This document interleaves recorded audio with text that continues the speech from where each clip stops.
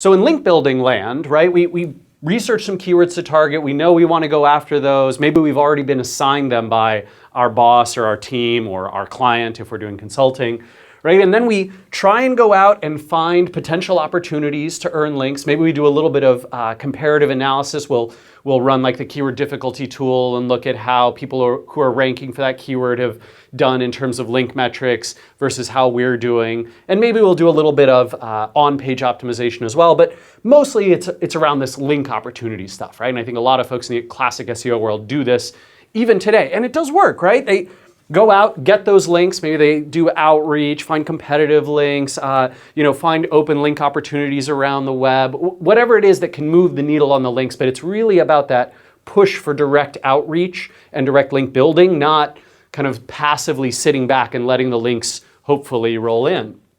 And then you move up in the rankings, right? Slowly but steadily you will sort of move up because links are still a big portion of the search engine's algorithms, Google and Bing both. And over time, if you are moving the needle on links more than your competition, chances are good that you will be able to outrank them, assuming you're doing other things right.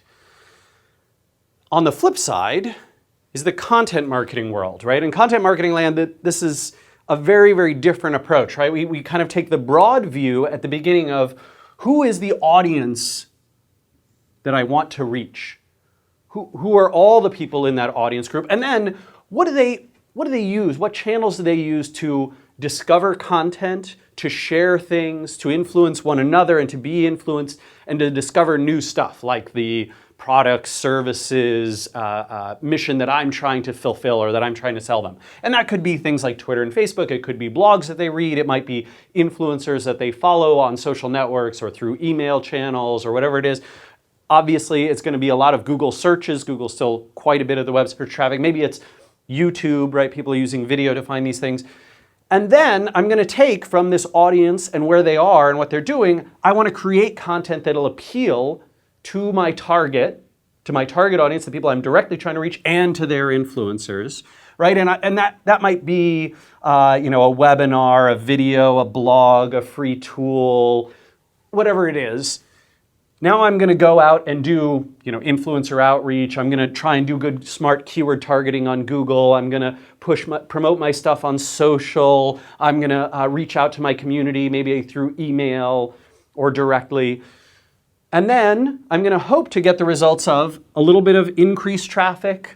I'm going to hopefully grow my community, right? If I'm producing valuable content stuff, more people will follow my social accounts, more people subscribe to my email, more people will be personalized by the connections that they've got to me through Google, so that their Google search results will be biased in my favor, right? I'll move up a little in SEO because my domain authority hopefully grows some and I get a few more links and referring traffic.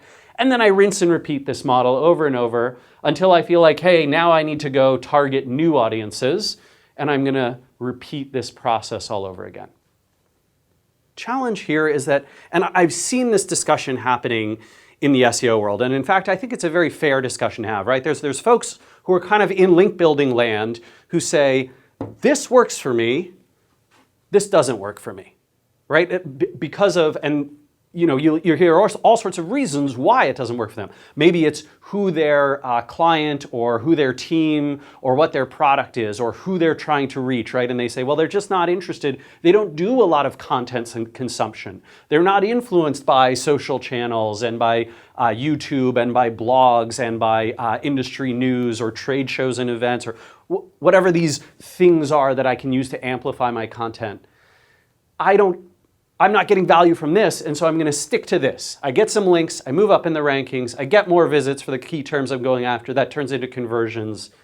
This is what I'm after. And actually, I think it's okay. I know that in the past, many folks have kind of assumed that, oh, well, Rand is really against this, or Moz is really against this world.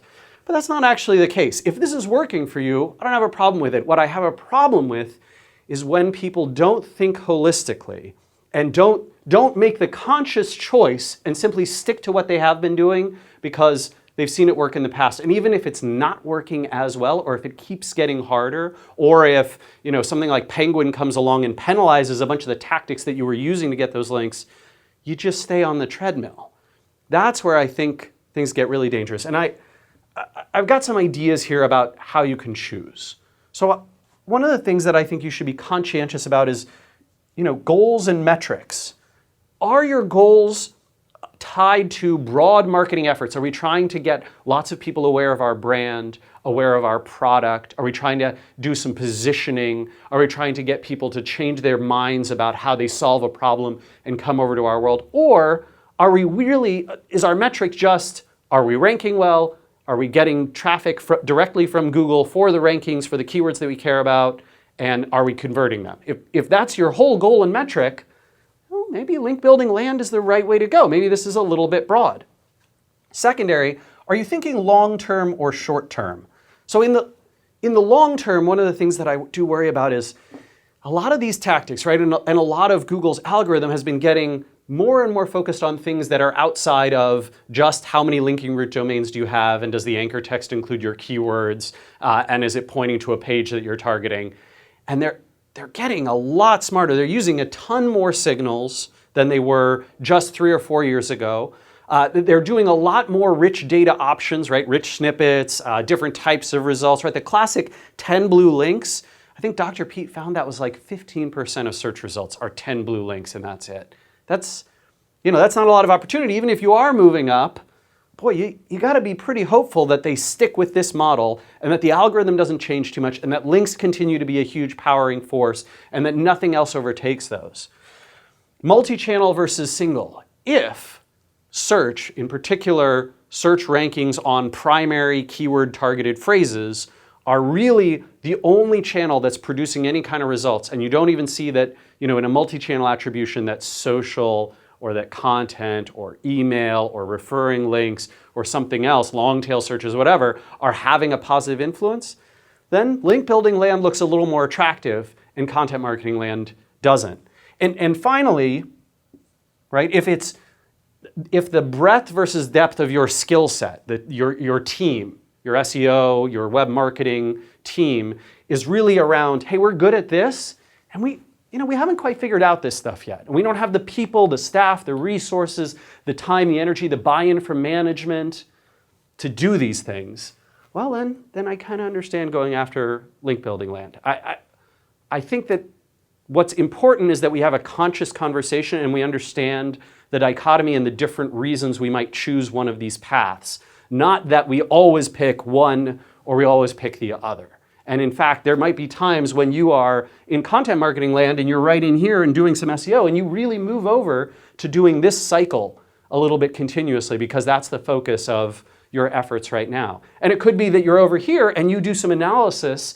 Maybe you're doing your analysis around your keyword targeting and you say, boy, we've got good links to our page, but our domain authority just doesn't help us. We need a broader set of influencers and of links and of people using our stuff. We really need to boost our overall domain and brand awareness. Maybe we want to get into content marketing land for a little while. So this choice is certainly up to you. I'm sure there'll be a great discussion in the comments, and I look forward to that. Thanks for joining me. Take care.